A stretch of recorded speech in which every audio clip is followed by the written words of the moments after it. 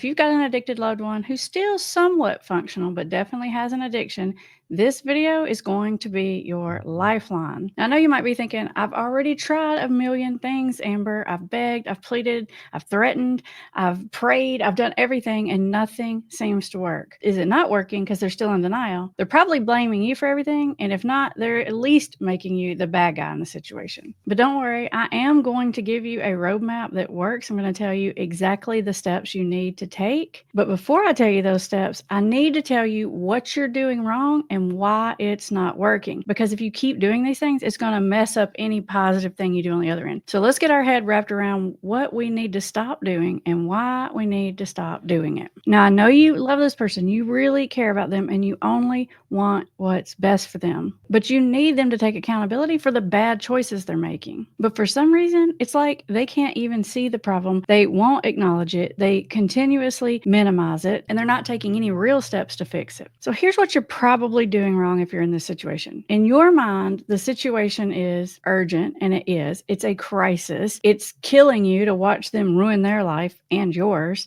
And so you got all these alarm bells going off in your head.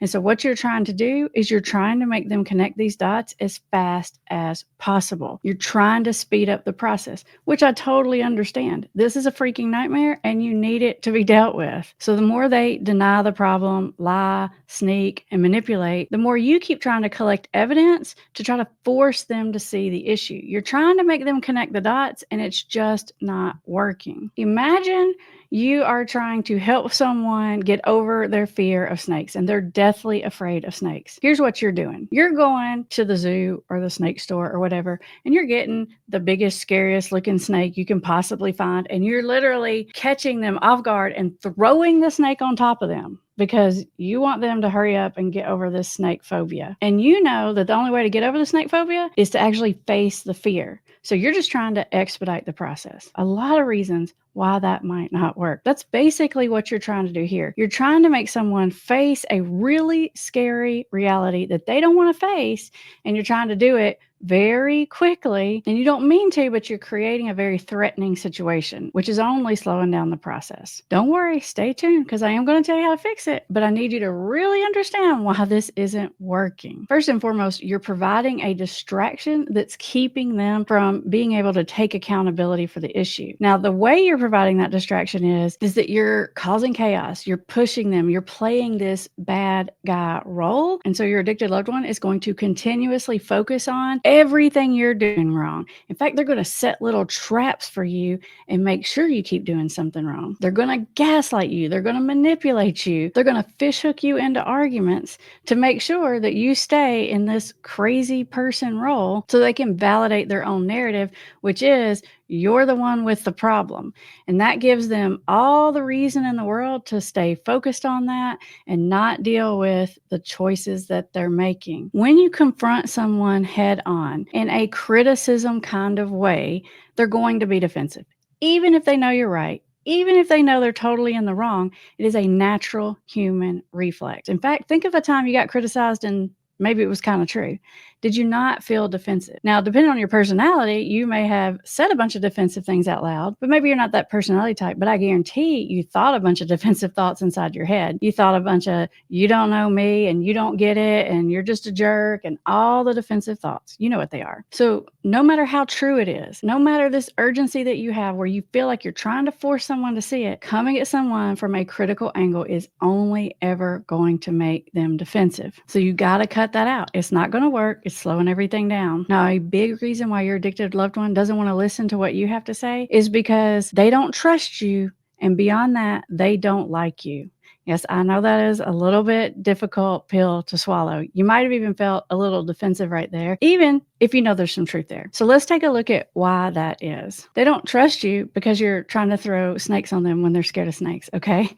They don't trust you because they see you as threatening. You are probably the person that is trying to force them to see or deal with something that to see and deal with, okay? So that means being around you is uncomfortable. So when people get uncomfortable being around you, what do they naturally start doing? They start trying to avoid you and avoid having conversations with you. And they definitely avoid being truthful with you. So you get a lot of sneaking, lying, hiding, avoiding, all the things, you know what they are. And all of that leads into why they don't like you. Now, they may not admit it, but when you make someone feel badly about themselves, they don't like you. It's simple formula. And if you stop to think about it, you know that you're not doing it on purpose, but you're probably making this person feel bad about themselves. And I know they probably deserve it. And they probably should feel bad about themselves to some degree, but it's just not helping your case. So when someone doesn't trust you and they don't like you, there's pretty much like no chance that they're going to listen to your advice about the situation. And another really big reason why your addicted loved one doesn't trust you, won't listen to you, won't let you help them is because they feel like you don't understand them. You don't have empathy for them. You don't get where they're coming from. You basically just don't get where they're coming from. If you stop to think about it, it'll make sense to you, right? Even if I like another person and that other person is trying to give me advice about what I need to do to solve a problem that I have, if I don't feel like they get my situation or understand me as a person and all of the dynamics of the situation, even if I like that person, I'm not going to take their advice because they don't really understand my situation. So you've got a double against you here, right? They don't like you, they don't trust you, and they don't feel like you understand where they're coming from. Now, probably you do kind of understand, you just don't agree with it, okay? And because you don't agree with it, you're not really acknowledging it, which is leading them again to the fact that you don't understand them and that you make them feel bad about themselves. And so therefore, their whole job and mission, their like whole mind, all their energy goes into avoiding having those uncomfortable conversations with you. Have you ever noticed that when you try to bring it up, they either shut down or they start a fight or they get defensive or they say a bunch of nasty things towards you? Yes, people will do anything to avoid that feeling of shame and uncomfortableness and to get out of having this conversation. Now, another reason why you're not able to get through to your addicted loved one is because you feel like you know what the solution to their problem is, and they feel like you're pushing it on them. Even in situations where someone agrees that they have a problem and they want to fix it, no one likes to feel forced or pushed into doing it any certain way. So if you're constantly pushing them to get help, to go to treatment, to talk to a counselor, to go to meetings, to get a sponsor, that push that you're giving them, even though it's coming from a good place, is naturally making them put their walls up because it's a human instinct to want to have control over your situation. Like I said before, even if they want to get better, they want to have some control in how they get better because it's really scary. Even if a person wants to overcome their fear of snakes, they're going to want to have some control over how they overcome that fear. They are not going to want to be forced into a snake pit like Indiana Jones, okay? I'm not telling you you're making them drink or use or do whatever the addiction is. You didn't cause the problem, but there's a strong chance you could be slowing down the solution. Not meaning to, but it's still happening. Let's pause just for a second here to think about how your life and their life will change if they would just address this issue. Everything probably won't be perfect, but man, life will be 90% better. You're not going to have to constantly feel hyper vigilant all the time. You're not going to have this power struggle going on with the person. You're going to be able to sleep better at night. Your finances are going to get better. Your mental health's going to get better. The rest of the people in the family are going to get better. You got a lot of really good reasons to be hopeful that your loved one can figure this out and overcome addiction. Now, I know you may hear a bunch of terrible statistics out there and people are really negative and they say only 1 in 10 people beat it and blah, blah, blah, blah, blah, blah. That's not true. Okay, I've been helping people overcome addictions for more than 20 years, and I see people get sober every single day. And a lot of them are people that you would think, and even I think in the beginning, they're not going to get it. And they still get it. So yes, there is a strong chance that your loved one can figure this out and get on the road to recovery. And not only that, but you're not powerless in the situation either. You have some influence. Now that I've told you what you're doing kind of wrong and why it's not working, let's take a look at what will work and why it works. The very first thing you got to do is you got to quit distracting them from seeing the problem by playing the bad guy role. Okay, maybe not every situation is the family member playing the bad guy role, but most of the time they are. even if they're super nice and they're just like the biggest enabler. Like, for example, maybe we're talking about a parent who is trying to help their addicted young adult child or something, and they're paying all their bills. You're still going to be in the bag of roll because guess what? They're going to resent you for paying their bills because it makes them feel bad about themselves. So even when you're trying really hard not to be the bad guy, you can still find yourself in that bad guy role. Not that you are the bad guy, but I'm talking about in their mind, in their story, you're playing the bad guy role because it makes them feel bad about themselves. Even if you're saying all these nice things to them and you're being positive and encouraging, you might still be hitting the shame button. Now, I'm going to tell you a few more steps here, but that one I just told you is the most important step. In fact, if you do none of these other steps and you just do that one step I told you, the chances of your loved one getting better multiply big time. Now, you could be distracting them by yelling, threatening, nagging, preaching, criticizing, trying to tell them they're doing it all wrong, all these things. Or you could be distracting them from the problem by paying all their bills and fixing all their issues because you're making their problem go away. So how are they going to see their problem if you're making all their problems go away? And worst of all, some of you are in the worst situation because you're doing both of those things. You're yelling, nagging, threatening, you're doing all the bad guy things, and you're fixing all the problems. Chances that your loved one is going to get better if you're doing both of those things are not good. Not saying it's impossible, but I'm saying it's not good. So you got to address both of those things. If you feel like you're doing that really well, you can move on to step 2. Step 2 is what I call building credibility. In our invisible intervention, we actually call it building credit because it's just like your credit score. So like if you wanted to buy a house or car or boat or something, and you were going to go to the bank and you were going to ask for money or something like that, you'd have to have good credit. If your credit score is not in shape and you go and ask for something, they're not going to trust you to pay them back. So you're not going to get what you want. So just like building your personal financial credit, you've got to build the emotional and psychological credit with your loved one. Otherwise, they don't care what you have to say. They don't trust your suggestions. And in fact, because they don't like you, they may very well do the opposite of what you're saying just to upset you. So you got to build this credibility. You got to gain their trust. Now, there's a couple of ways you can build your credit here. One is you got to really thoroughly understand their point of view.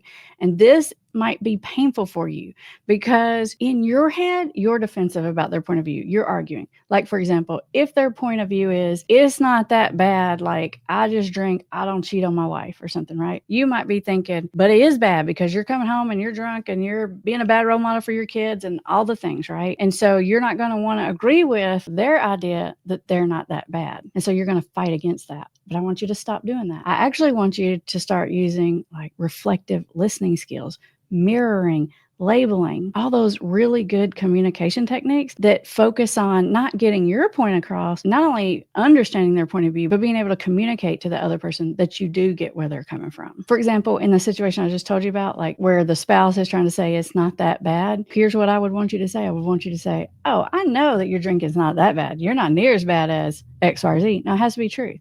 You're not saying that it's not a problem. You're not saying they don't need to deal with it. But what you're saying is, okay, yeah, you're not the worst alcoholic out there. Could we agree on that? Sure, we can agree on that. I know in your mind, you're like, I don't want to tell them that because then they're going to think it's fine for them to keep doing it. No, they're not going to think it's fine just because you told them that. If they think it's fine, it's because they already thought it was fine. What's going to happen when you say something to them like that is you are going to get a lot of trust and credibility points. Yeah, okay, they understand, they get it. Now, we go into all those communication techniques and stuff like that inside of our invisible intervention. So if you want the step-by-step roadmap, definitely check that out. Even if you just understand the philosophy of what I'm telling you here and you have decent communication skills, if you'll put them in play, you're going to build some credit. Now, the third thing I want you to do is I want you to find their motivations for change because I promise you they're in there.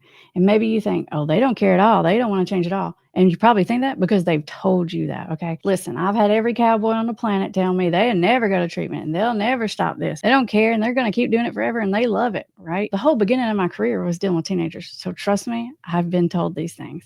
And guess what? Every one of them cowboys ended up going to treatment and addressing the problem. So don't let that stop you, okay? That's what I call big talk. Don't worry about the big talk. Don't fight against it. Just let that big talk sit there, okay? Because even if they love it, there's something about it they don't like. like. There's a piece about their situation that they wish was different. I mean, come on, it's natural. We're all that way about pretty much any situation we're in, right? There's something they don't like about it. And if you can find out what that is, and you can also find out maybe why they wish it was different, now we got something to grab a hold of. For example, let's go back to our snake situation, right? I'm scared of snakes. I don't like snakes. And to be honest, I know it's probably irrational, right? Even if there's like a snake outside of my yard that I know is not poison and I know is like a tiny thing and I know it can't hurt me, I know it's irrational, but I'm still scared. But I'm not that motivated to get over it, right? There's not a lot of reasons for me to address that fear. But if I had to dig deep down inside myself and find some reason why I might want to get over that fear, would be if I lived in a place where there were a lot of snakes and my fear of snakes was keeping me from being able to go out and enjoy things, then I might be more motivated. If I thought that somehow my fear of snakes was doing something bad to my kid, like a bad influence on them or making them scared to go out, then I would address my fear of snakes. You can see there could be some motivators in there, right? You got to find what those are, because once you find what those motivators are, you can help the person connect to those. So it's probably not the things that you think they should be. It's probably not what you would imagine motivates them. In your mind, it could be minor, like, really? They care about that, but they don't care about this and that. They don't care that they're driving drunk every day, but they care that it's making them gain a little weight. It doesn't matter what your motivations are or what you think theirs should be. It matters what their motivations are. So you got to listen carefully for it. Here, I'll give you one little technique right here that works. When they're giving the big talk and they're saying how they love it and this and that and the other,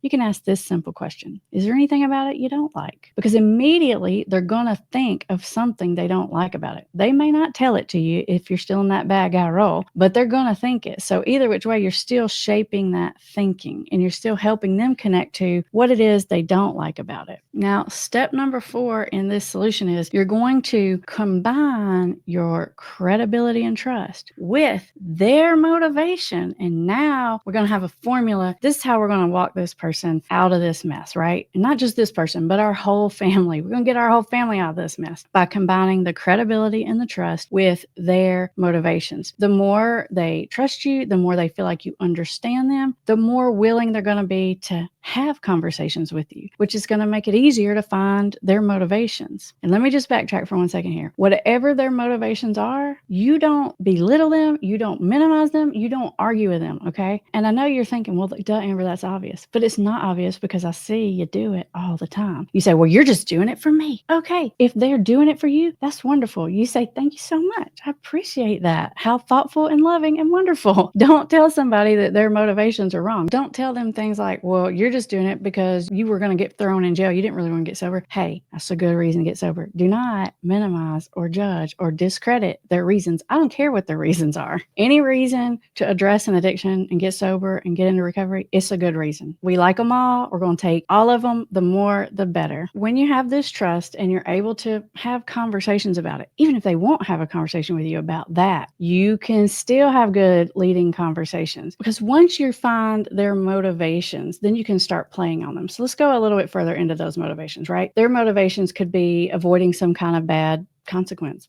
And hey, those are good motivations, but let those be there, okay? Their motivations could be it makes them feel bad about themselves. Their motivations could be they want to be a better husband. They want to be a better wife. Their motivation could be they want to make $1 million in their business, okay? Whatever their motivations are, we want to harness those. And a lot of times what motivates people is how they want to feel about themselves and how they want to be seen by other people. This is your loved one, so you already actually probably know this piece of information. You know how they want to be seen and perceived. You know that maybe they want to be seen as a good guy or a strong person or a courageous person or a giving and loving person. You know what it is that they want to be seen as. And probably what you've been doing is you probably been trying to like tell them how they're not that, like how they're not being a good father and how they're not being courageous and how they're not being a stand-up person. I don't want you to do that anymore. What I want you to do is I want you to take what you know about your loved one, because that's a motivation, how they want to be seen and how they want to feel about themselves. And I want you to plant those seeds. I want you to do the opposite of what you've been doing. I want you to say, you're always so courageous. You're really self-disciplined. You're such a great mother. All of those things, because even if their addiction is interfering with those things to some degree, they probably steal those things in other areas. So I want you to remind that person of their positive qualities, of their values, and of their motivators, because that's actually going to strengthen them and make them feel more connected to their motivators and more likely to take action on it when they start to sense that their addiction is taking them further from that. So even if they won't talk about the addiction, you can still slide these little pieces in all kinds of other conversations. And the more you do it, the more they're going to like you, the more they're going to think you understand them, the higher your credit score is going to get. And eventually your loved one is going to find themselves in a bad situation with something. Okay. Maybe they're in the doghouse with you. Maybe they're in the doghouse with their kids. Maybe they're in a bad situation at work or a legal situation. Okay. And when that happens, they're going to come to you because you are a trusted source. They're going to talk to you about that. Now you've laid the foundation perfectly, because now what you have to say next has a perfect credit score. They are listening to you. They're leaning into you. They want to know what you think because they trust you, because they like you, and because you get them. If you don't lay this foundation, it doesn't work. When you get them in that spot, and then maybe you have some advice for them, they're going to listen to what you have to say. And don't worry, I'm going to tell you what to say and what your advice is going to be. But before that, I got to tell you one little thing, because I want you to be prepared for this. Okay. I need you to, while all this is going on, I need you to be able to tolerate and support all of their bad ideas about how to solve this problem. Okay. They're going to try a lot of things. You're going to know from the get-go that it's not going to work and it's going to end badly. Okay. But I'm going to need you to tolerate that. In fact, I'm going to need you to actually feel positively about it. And no, I'm not being crazy here. I want you to feel positively about it, because I want you to understand that people have to try all the things they can think of before they try the one thing that you know is going to work, which is give it up totally. Okay. We all know that's what works, but that's hard to come to that conclusion. So your loved one is going to want to try a bunch of other stuff first. And the more you tolerate it and you continue to do these other steps that I've told you here, the faster they're going to figure out that they can't consistently manage it, that they can't drink socially, that they can't smoke just a little bit, that they can't dabble in gambling, because they're going to try and fail and try and fail. And when they try and fail, I do not want you to jump on and say, I told you, and I'm sick of that, and you keep saying over and over and over. I want you to consistently and continuously send messages of, hey, I know you're going to figure it out. I know you're trying hard. You did really good for X weeks, X days, 3 hours, whatever it was, because you're sending messages that they're going to solve it. And because of that, you're sort of like planting that subconscious seed in their head, and you're making them feel like they have the strength and the courage and the resources to deal with this problem. You're going to expedite it by doing that. I know it feels a little like against your instincts, but everything I've told you so far is against your instincts. But this does work. Now, if your loved one is way past functioning and they're way into non-functioning and they're way far out there in addiction, this stuff may not get them to snap out of it and realize it, but it'll still fix your relationship with them. It'll still make things 1,000 times better in the family. It still increases the chances that they're going to get it, right? So still the way to go about it. But if your person's like a functional person still, and you're doing what I'm telling you, there's really good chance that they're going to figure it out. Okay. Now, I know I told you, I was going to tell you what to say when you finally got your moment here. Okay. What you're going to say is, I'm going to give you some options here. Okay. You're either going to say, you're right. What do you think is going to work? Because at this point they might say, well, I think I need to go back to meetings, or, well, I think I got to go to detox. Especially if these blocks are all laid out in the right way, they're probably going to know what they need to do. And you're not even going to have to tell them. You're just going to say, you know what? You're right. I support you. What can I do to help? You want me to make a call? You want me to call the insurance? Whatever. You're going to be their support person. If you don't think they're going to come up with any kind of reasonable solution, you could throw one out. You could offer it because you have the credibility. Okay. But I want you to come up with a solution that they're more likely to buy into. Okay. So if you know they are never going to go to 90 days of treatment, then I want you to think, what might they do? There's a couple ways to go about that. You can do this sort of negotiation thing where you start high, knowing they're not going to take it, and you can like accept the lower thing. There's a lot of things you can do here. Or you can frame the solution in a way that you know is going to appeal to them. Like, for example, I know you hate talking in groups, so I know none of that group stuff's going to work for you, but you might like to talk just individually and privately. See how you set that up as a desirable solution? If you just say, I think you need to go get some help, or I think you need to go talk to somebody, then the person might have some defensiveness towards that, even if they kind of agree. But if you say, oh, I know you don't like this and that, so maybe this might be a good solution for you. And if you throw the maybe in there, they don't have to throw up there, I need to be in control of me. And so it allows them to absorb absorb that maybe and that little piece of advice that followed it in a lot better. If you follow the steps I've given you in this video, the chances that your loved one's going to figure it out skyrocket. The chances that your life is going to get better skyrocket. Even if they don't change, if you will do what I'm telling you to do in this video, your life is going to get considerably better because you're going to stop the power struggle. You're going to stop arguing. You're going to stop the being an FBI agent, constantly trying to find everything. Your life's going to become a lot more manageable because if nothing else, I promise you it's going to improve your relationship with this person. And that doesn't mean you let them get away with everything, okay? I'm not saying that you like let them run all over your boundaries or anything, okay? But once you get that power struggle out of the dynamic, your life's going to get 50% better automatically, no matter what the ending is. And bonus, you're going to be able to apply all these techniques to other people in your life, and you're going to see good results, even in other relationships. Now, I know I've given you a lot. There's a lot of steps there, and each one of those steps have like little sub-baby steps underneath them, right? And so there's a lot of pieces to it. But remember, step number one was get out of the bad guy role, right? If you're ready to start on step number one, getting out of the bad guy role, then you can sign up for my free 5-day, super simple, super easy, get out of the bad guy role challenge. It's just 5 days of me sending you a little email, a little message saying, do this one little thing today. And I'm telling you, it's so small. It's like one little bitty tiny thing each day. You're going to be like, man, this is small. But at the end of those 5 days, you're going to see a noticeable shift in your dynamic with that person. You're going to be well on your way to getting yourself out of the bad guy role. Now, I know I've given you a lot of steps here, and you may feel like you need all those little tiny bullet points and sub steps under there. And you may like want the whole thing like mapped out for you, all those communication skills and everything like that. If that's the kind of person you are, you're really detailed, you want the step by step, then you might want to look at our invisible intervention because it takes you through the process I just told you, but in a lot more detail. It gives you a lot more about what to say and when to say it and how to build your credit and how to like actually measure and how to actually like calculate your credit score so you can kind of know when you're close to being, you know, a trusted advisor, all those kind of things. It's all in the invisible intervention. I'll put a link so you can go over there, you can check it out, you can learn more about it. Okay, so I know I've given you a lot there. I've given you a lot of steps. I've given you a lot of information. Hopefully, you're beginning to kind of come to terms with, okay, I can see why that philosophy would work. But you might be thinking, and rightfully so, that your situation, there's a lot of little complicating factors in there, right? There's always a lot of little nuances to any person's situation. And so even if you understand the big philosophy and the strategies, you're going to run into little things. It's like, well, what do I do if they say this? And what do I do if that? And what do I do if they're diabetic? And what do I do if they come from a family of addicts and their family's enabling them? All those little nuances that kind of come in and throw us off. And we're like, well, how do I apply the strategies then? Then you may want to look at getting some individual coaching from us. You can do that in a couple ways. You can do that by scheduling a session with one of my family experts, or you could sign up for my Amber AI. It's really cool. It's like the Amber version of ChatGTP. The difference here is that it's trained on all of my philosophies and my strategies and my techniques and all that kind of stuff. So you can actually talk to it 24/7 anytime you want, tell it your situations, and it will take all that information I just gave you and process it down to fit it towards the information you're giving about your specific situation and help you tailor the advice, give you specific things to try, tell you what to do next. It'll help you lay out like the full plan each day. I'll put a link in the description in case you want to check that out. It will really help you fine tune what I've just told you to make it fit exactly in your situation.